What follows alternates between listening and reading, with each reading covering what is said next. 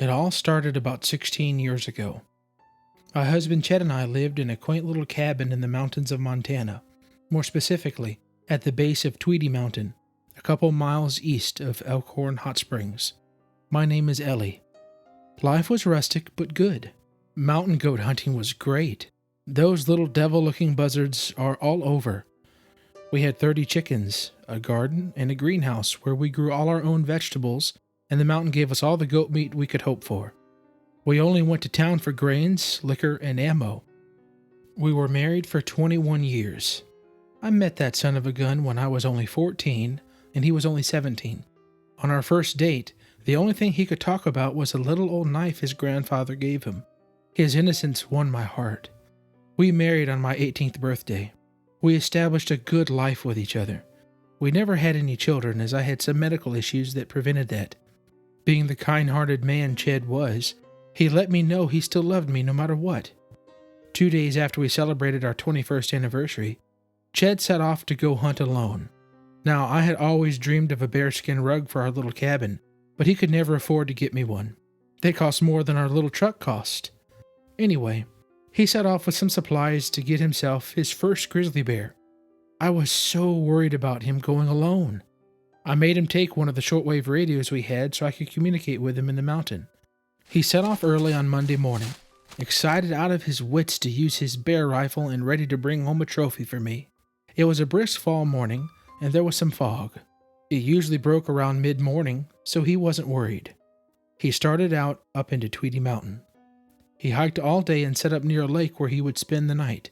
He radioed me that he was okay and setting up camp and going to make himself some dinner. I was so relieved as I was worrying all day. We talked for about an hour or so before he said he was wore out and needed some rest. I asked him to radio me as soon as he woke up.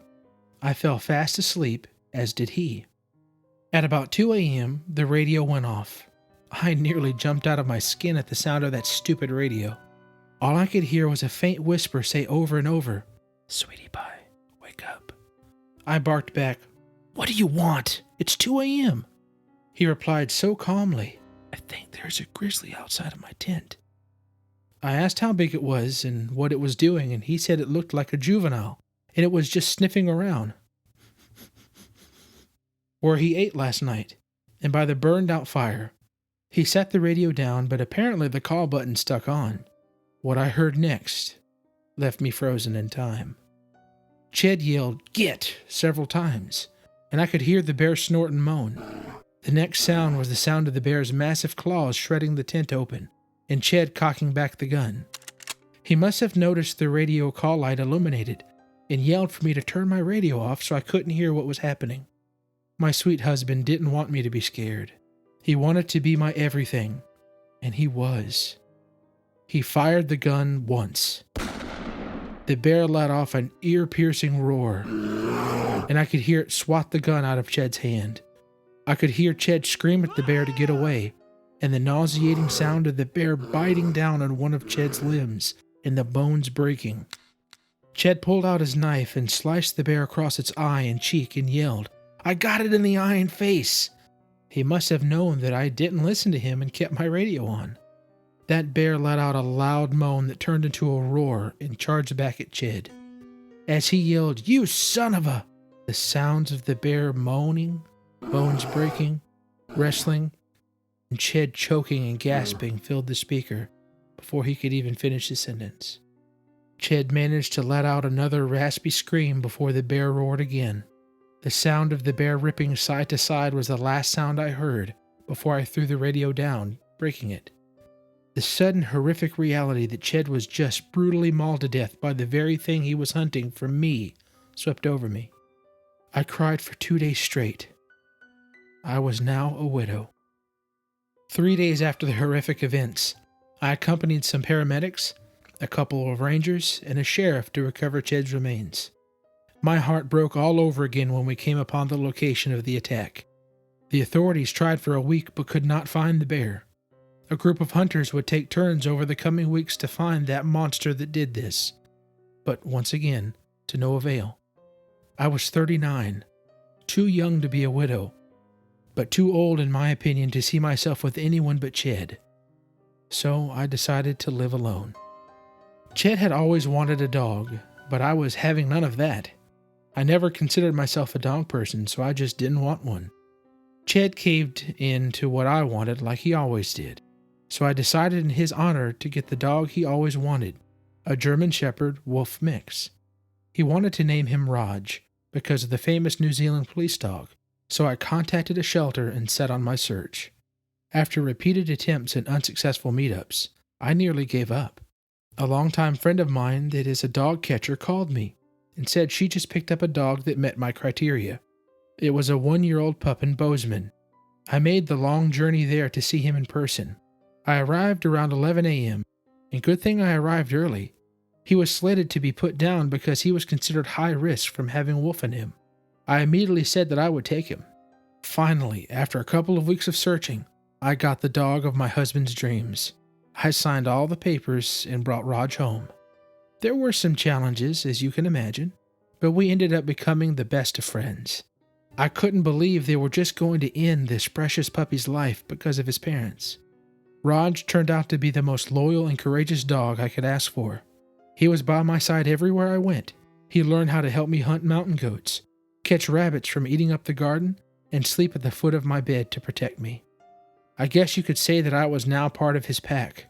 Life returned to a new version of normalcy after some time, and Raj was crucial to that. Every year on the anniversary of Ched's death, we would go up to his memorial stone I made for him. I always carried a gun with me just in case I found that evil grizzly bear. Fast forward 16 years, and Raj and I are no longer spring chickens, but we still enjoy going out on hunts. Early one cool morning in October, Raj and I set out on a hunting trip as we've done once a month for 16 years. We hike about 3/4 of a day's journey up into Tweedy Mountain. The goal is to get a deer at this time. As I've gotten older, hiking and hunting have slowed down a bit for me, so we set up camp to rest there and spend the night. I dine on some fresh goat jerky that I had made last week, and Raj enjoys himself some as well. I made a nice warm fire, and I sat back and stared at the stars. I thought back to how much Ched and I love this area and stargazed for hours here. He would have loved to enjoy this moment with Raj. After we slept rather peacefully the whole night through, I packed up and set off to the final destination. We were walking through a fairly dense forest patch on the side of the mountain, making our way through to where I wanted to hunt. Being the good boy Raj was, he was on full alert and attentive, even though he was aging like I was. I started calling him my old man because he would give off a little sigh when he plopped down to rest. Anyway, we walked for about an hour when Raj stopped. He pointed to our right and started to growl very softly.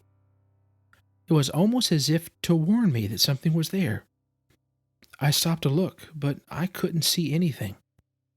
I summoned him to keep walking, and we went about another 1/4 mile before he stopped and did it again.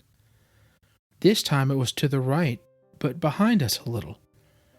I heard something moving maybe 50 yards away, but I didn't see or hear whatever Raj was. I summoned him to keep moving, but this time he wouldn't listen. I tried 3 more times, but to no avail. So we paused our walk and we stood there. Now I could hear the sound of bark breaking and sticks cracking. It sounded heavy. I knew it could only mean one thing, and Raj figured that out well before I did. It had to have been a bear. Turned out it was a bear cub. Raj started to bark at it to warn it to get away, but knowing what I know about bears, I shushed him quickly. I knew if there were a cub, there was a mama close by. I educated myself on grizzly bears after what happened to Ched, so I knew we needed to get the cub to go away, but at the same time, we needed to hightail it out of there. But much to my horror, the mother bear was only 20 yards behind her cub. She locked eyes on me and gave off a blood-curdling roar. Raj perked up and had a fighter stance. I quickly took the gun off my shoulder and positioned it so I could fire if I needed to. Before I could even aim its direction, the mama grizzly charged me. It came at me full steam ahead like a locomotive. I dropped down to one knee and aimed just like the bear defense course I took years ago taught me to do. I drew down on it and fired one shot. The bear never even slowed down. Before I could fire the second shot, That 400 pounds of fury plowed over me and rolled me several times. It swung around in full kill mode. I could see the fury in its eyes. But something was strange about this bear. One eye was a different color than the other. It made it look even more fierce. It was about 5 yards from me when it charged again. It tackled me down and started biting at my arm. I could feel the bone snap in my forearm. I had the gun widthwise in both hands trying to stop the bear's mouth from reaching my face or throat. I looked into the face of the bear knowing that my life was over. Then time stood still. I noticed again the bear's eyes. One was black and soulless. The other was grayish-white. It had an old scar barely showing through its dense grizzly fur from its eyelid to its cheek. In an instant, I flashed back to holding that radio, listening to Ched yell, "I got it in the eye and face!" This was the same bear that took my husband's life. The authorities could never find it, but I did. It had the taste for human flesh, and it was clear it wanted more.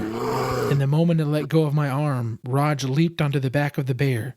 He bit her in the back of the neck, but that didn't faze the bear because of how thick the hide, fat, and muscles are in the neck. It more annoyed the bear than deterred it.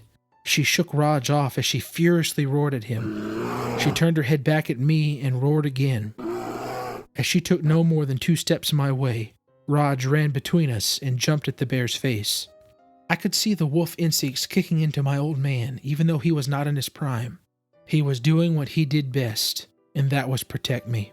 The bear swiped at Raj after he bit at the snout, and Raj flew about 10 feet in the air. He had deep gashes on his side, and I knew he must have broken something from impact. The gun was jammed from the bear biting at it, so I had no means of defense. The bear that haunted my life for the last 16 years stood on up and towered about 7 feet. It gave off the same roar I heard over the radio.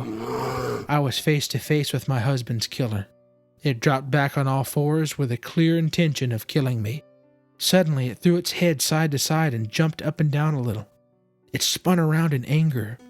Raj had mustered up enough energy to sink his teeth into its hind leg. He let go, and the bear roared and swiped at him.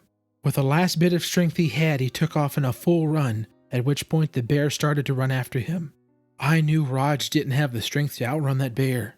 About a minute later, I heard a loud roar and several barks, and then a loud yelp. Raj paid the ultimate sacrifice and led the bear away so that I could escape. He saved his pack. I ran and cried for over 4 miles. I collapsed beside an old stump and caught my breath and regained my composure. I had cell service now, so I called a ranger to come assist me. The forest seemed so surreal, so peaceful. I could hear a pair of squirrels in a nearby tree playing and making scratching noises. I could hear birds chirping in the distance. That serenity was destroyed when I heard a heavy footstep break a twig. I whipped my head around, and there, charging toward me about 40 yards away, was the monster that stripped me of my peace and my security. I knew there was nothing I could do but become its next victim. I gave the rifle one last chance. I drew down on it again and squeezed the trigger. As I squeezed it, I closed my eyes. I saw Ched chopping some wood by the cabin while I laughed. I saw Raj running with all his heart after the ball I threw, because he'd lived for play. I saw myself alone forever now. The sound of the rifle firing filled my ears and sent a deafening echo through the woods. You see, when the bear was biting at the rifle while I held it between myself and it, apparently one of the teeth must have flipped the safety on. Somehow the safety flipped back off. That bullet cut a path through the air straight into the bear's throat. It dropped down and skid to a halt. It was no longer breathing. I got up and walked toward the bear and noticed it had a bullet wound in the neck from where I had shot it earlier. It was losing blood and growing weaker, but its rage and adrenaline kept it hunting me. I pulled out my skinning knife to finish it off. As I lifted the knife, the grizzly had one last burst of power. It swiped at my leg and knocked me over. It started to lift its head so it could try to take me out.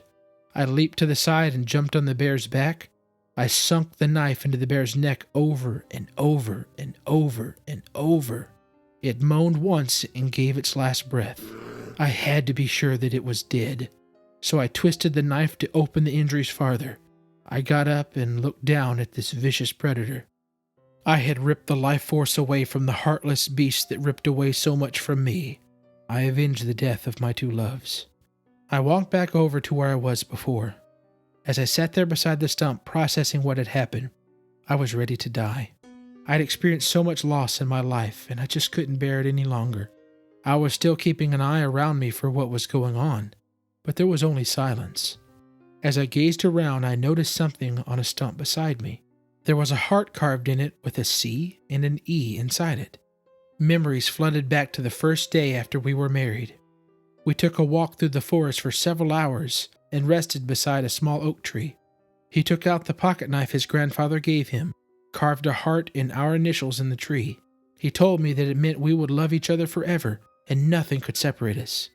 My heart filled with joy thinking about how wonderful life was with Jed and how wonderful it was with Raj. As I sat there smiling, I heard a voice call out my name. It was the ranger. He found me from the GPS signal on my phone. We walked back together all the way back home. I laid in bed that night with my arm in a cast and my heart broken to pieces. I had grown so accustomed to Raj curling up beside me and staring at me until I scratched his ears. The cabin felt so cold and silent without my best friend there. The only thing keeping me company were the treasured memories I have now. The next morning I opened the nightstand to the left side of the bed where Ched kept his most precious possessions.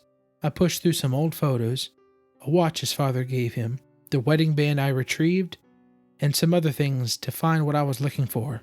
I pulled out the old knife his father had given him, and I determined I was going back to that stump. I was going to carve an R in the heart we had carved all those years ago. So I made my way back to the spot to do just that. Of course, I brought my rifle with me, especially with the events that had just occurred. I get up there to the stump only to stand in anger. Something had clawed the bark off the stump and left big pieces laying all over. I wondered what could have done this.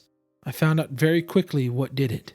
To my left, about 20 yards away, was a young juvenile grizzly bear, not much larger than a cub, just staring at me. It looked depressed and sad. It sniffed the air in my direction and let off a snort. It turned around and walked away. I realized it was the cub Raj had spotted and barked at before the horrific events occurred. I stood there still for a few minutes and just looked around. I had to be sure it had gone because even though he wasn't full grown, he could still kill me. As I turned to walk away, I noticed a big piece of bark laying face down in the weeds. I picked it up, and would you believe? It was the bark with a heart carved in it. I made my way back home to figure out the rest of my life. The next morning, I woke up to scratches on my window. I gathered myself together to go investigate. It was the bear cub. It followed me home. I tried shooing it away, but it refused to leave. It walked up and laid down on my front porch and just stared into the forest. I slowly walked out with a piece of goat jerky and extended my hand out to the bear. It very gently pulled the jerky out of my hand and ate it.